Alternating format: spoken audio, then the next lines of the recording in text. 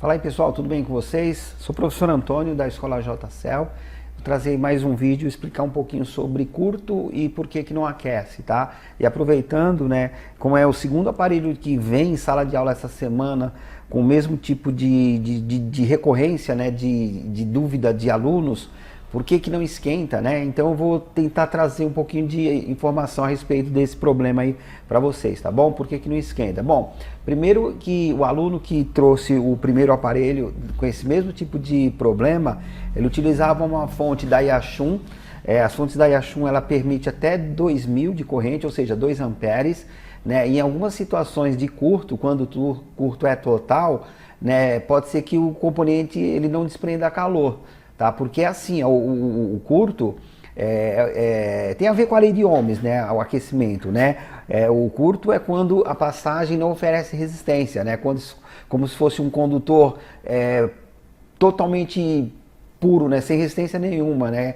É quase que impossível não ter resistência nenhuma, sempre tem alguma, mas quanto menor for a resistência, né? Quanto menos resistência apresentar, menos calor vai apresentar também, tá bom? Então o calor ele depende de um pouquinho de resistência, que é o que acontece com a fuga, né? Quando você tem um exemplo, que é o caso dessa placa aqui que está com defeito, quando você tem um capacitor que ele está apresentando uma espécie de fuga, é como se ele virasse um resistor, e a partir do momento que a corrente encontra uma resistência, aí sim tem condições do componente desprender calor. Em alguns casos, né, ele não desprende porque a resistência ela não é tão significante assim, a resistência ela ficou muito baixinha, e o que vai fazer esse componente desprender calor em alguns momentos é o aumento da corrente. É por isso que eu reforço a importância de vocês utilizarem fontes que permitam aí circular correntes mais altas, como por exemplo até 5 amperes. Tá? Com 5 amperes a gente consegue fazer desprender calor na maioria dos componentes aí com esse tipo de defeito. Inclusive a minha fonte eu consigo utilizar até com consumos maiores, né? A minha fonte ela consegue enviar até 10 amperes usando ela em modo paralelo, porque a minha fonte é dupla. Mas de 5 amperes já atende bem aí a maioria dos casos, tá bom? Bom, vamos lá, eu tenho essa placa aqui, eu vou mostrar para vocês o que está acontecendo com ela. É a placa de um aluno, né, do nosso curso presencial. É um LG K10 Plus ou K10 TV, acho que é alguma coisa assim. O modelo dele está aqui, ó, cadê? M320 TV. É um K10, tá? Ele está com um curto na malha VBAT. A malha VBAT ela nasce aqui do conector da bateria. Só de conectar os cabos da fonte na placa, vocês já vão perceber o sintoma. Eu vou conectar aqui o fio preto no aterramento aqui da placa, e o fio vermelho eu vou tocar no test point do conector da bateria, que é na malha VBAT. Tá? Então o conector da bateria é esse que vocês estão vendo, e o test point é onde eu coloquei aqui um pouquinho de estanho. Ó. Vejam lá na minha fonte, lá em cima, como que o consumo se apresenta, ó, total. Né? Inclusive a minha fonte está com 4000 de limite de corrente. Eu vou deixar ele em 2000, que é 2 amperes, só para mostrar para vocês a diferença aí do que seria utilizando na fonte da Yachun, como foi o caso do nosso aluno. Né? Então vamos colocar aqui a corrente em 2 amperes, e vamos ver o que nós podemos ter de aquecimento nessa placa. Ó, vejam que eu vou somente tocar aqui na VBAT, ó, já deu consumo total, tá bom? Não tem calor nenhum nessa placa, tá? Tocando não aquece nada. Eu já fiz isso em toda a placa, eu já sei qual que é o componente que está aquecendo, mas só para mostrar para vocês aqui quando que ele começou a se mostrar por efeito Joule. Vou passar um pouquinho de breu. No caso, o componente defeituoso, ele está nessa região aqui, é um capacitor, tá bom? Só para vocês verem aí a diferença aí da fonte quando ela permitir uma corrente um pouquinho maior do que é o caso que as Yachun não conseguem nos mandar. Então vamos lá, mais uma vez. Agora eu passei breu na placa, ó, vejam que eu toquei lá, deu consumo total, mas não teve nenhum tipo de aquecimento.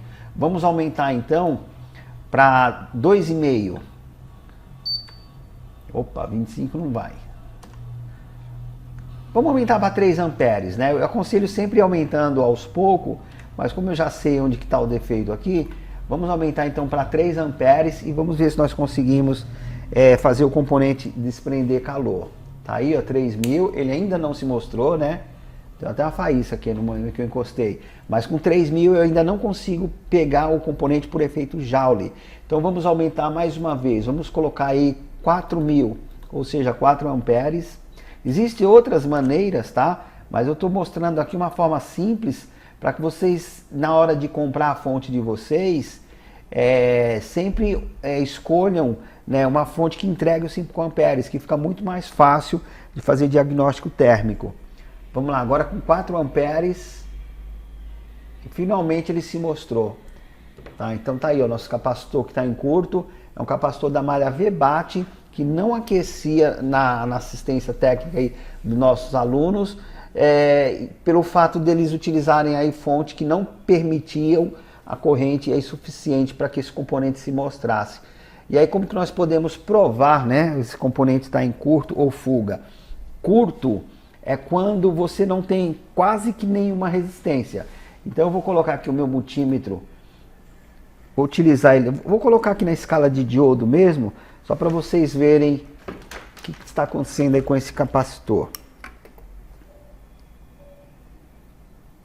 Aqui. Vou colocar em escala de diodo e vou tocar uma ponta na outra, só para a gente pegar o valor aí do nosso multímetro aí. Ó, 0001, tá? Ó, zero, tá totalmente zerado. Então, se apresentar isso, né, entre os dois lados do nosso capacitor, aí entende-se de que realmente isso é um curto. Se apresentasse alguma coisa maior, ó, vejam que ele tá lá, 001, tá praticamente zero, né? Se ele tivesse, por exemplo, aqui 0,20, 0,30, se ele tivesse alguma coisa, um pouco mais de resistência, ele ia dissipar mais potência e poderia até queimar minha mão se eu encostasse nele utilizando uma fonte da Yachun mesmo. O fato dele não estar esquentando, né, e precisou de muito mais corrente, precisou do dobro do que uma fonte Yachun consegue mandar, é justamente por estar em curto e não com sintoma de fuga. Tá? Então já levem isso aí em consideração para quando vocês forem fazer análise de defeitos. A fuga faz com que o capacitor se comporte como um resistor.